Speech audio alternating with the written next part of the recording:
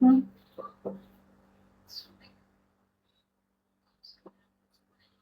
เบอร์โทรให้ได้บ้างเลยเบิ่งยังกดเบิ่งแล้วว่าดอกจัน110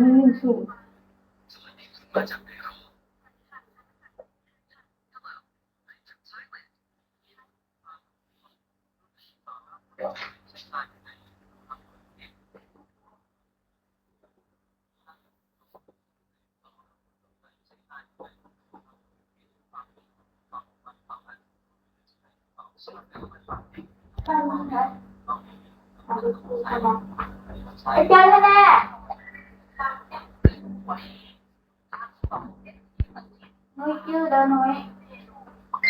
ของตัวนี้แต่คือหูฟังโปรจริงหูฟังรุ่นประหยัดเสียงดังฟังช้าใครอยากได้หูฟังที่ต่อไว้อีกสักนาทีแนะนำ9160745091607450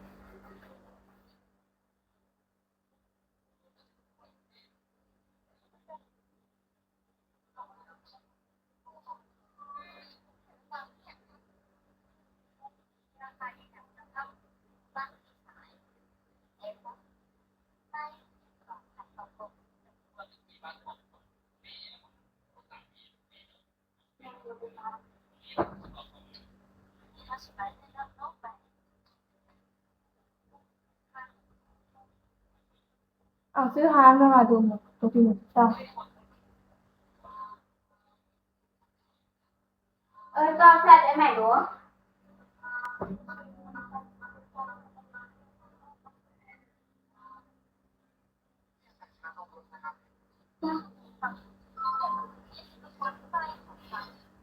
น่าได้ก็91อย่างบอกแม่91 91623082ใส่รถเบอร์โทรจะบอก916930 9191630782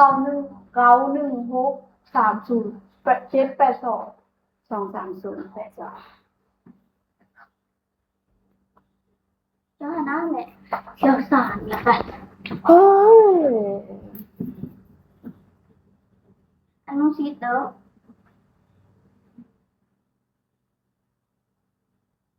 เจ้าเขาสิหลอกเขาบอกก็ลองขอแก้เบิ่งก่อนแก้เบิ่งก่อนนะบออะไรจังใจเงินบ่ต้องปกติดกับผู้ใจบอกขับรถมาเลยได้บอกดูวัดเข้ามาคือได้รู้สั่งอันนึงบอกไอ้จางบอกเอซีเบิ่งหามาสั่งอีกไปจอกหาอะไรมาเอาหามาสั่งนี้ใส่เกินฮะเขาไปเขียนทางก่อนอยากสั่งเอง2 อันใส่3 พริก2 อันใส่3 พริกเด้ออันนี้เด้อ